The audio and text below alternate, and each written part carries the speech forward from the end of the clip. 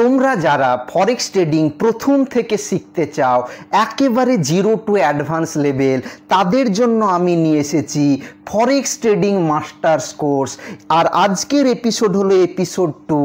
যারা এপিসোড 1 দেখোনি তারা আমার চ্যানেলের প্লেলিস্টে আছে forex trading masters course playlist, সেখানে তোমরা পেয়ে যাবে। আজকে এপিসোড 2-এ যে টপিকস আলোচনা করা হবে সেটি হলো ফরেক্স মার্কেট কিভাবে কাজ করে, আর ফরেক্স মার্কেট কিভাবে কাজ করে সেটা জানার জন্য আমাকে জানতে হবে এই টপিকসগুলা কি যে ফরেক্স মার্কেট কোথায় অবস্থিত, কিভাবে প্রাইস ওঠানামা করে, আর ফরেক্স মার্কেটের টাইম সেশন, আর কারা এই ট্রেড করে, লাভ হয় কিভাবে। তাহলে প্রথমে যেটা জানবো সেটা হলো ফরেক্স মার্কেট কোথায় অবস্থিত। ফরেক্স মার্কেট মনে রাখবে কোথাও অবস্থিত না, মানে কোনো লোকেশন ঠিক নেই, মানে কোনো নির্দিষ্ট লোকেশন নাই। আর এটা হলো ডিসেন্ট্রালাইজড মার্কেট, মানে কোনো দেশের গভর্নমেন্ট সেটাকে নিয়ন্ত্রণ করে না, সেটা ইন্টারনেটের মাধ্যমে চলে। আর এখানে কোন কোন পেয়ার ট্রেড করা হয়, অনেকগুলি পেয়ার ট্রেড করা হয়। দু দেশের পেয়ার, কারেন্সি পেয়ারকে একসাথে, না হলে এক দেশের কারেন্সি অন্য কোনো ক্রিপ্টো বা গোল্ডের সাথে অন্য দেশের কারেন্সি। যেমন এখানে আছে ইউরো ইউএসডি, মানে ট্রেড করবে, বাই করবে, সেল করবে, সেটা হলো ইউরো ইউএসডি, মানে ইউরোপের কারেন্সি আর আমেরিকার কারেন্সি।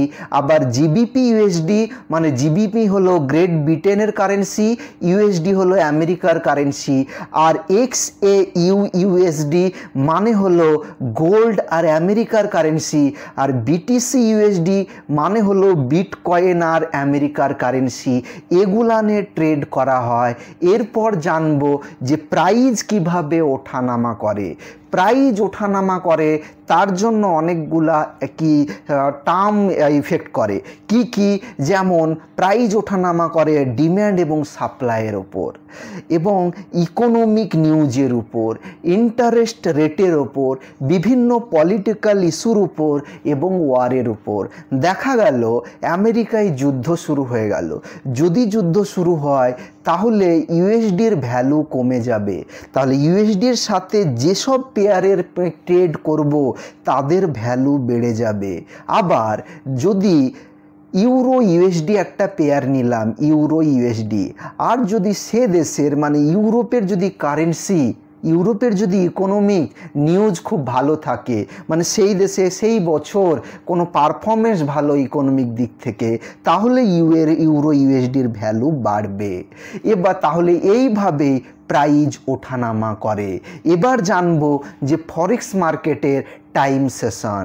মনে রাখবে ফরেক্স মার্কেট 24 ঘন্টায় খোলা থাকে। যদি বিটকয়েন রিলেটেড থাকে তবে 24 ঘন্টা, মানে ক্রিপ্টো রিলেটেড থাকে। আর গোল্ড বা অন্যান্য কারেন্সি হলে 5 দিন থাকে এবং সেখানে 24 ঘন্টা, মানে 7 দিন আর 5 দিন। 5 দিন হলো নর্মাল কারেন্সি, গোল্ড, ইটিসি।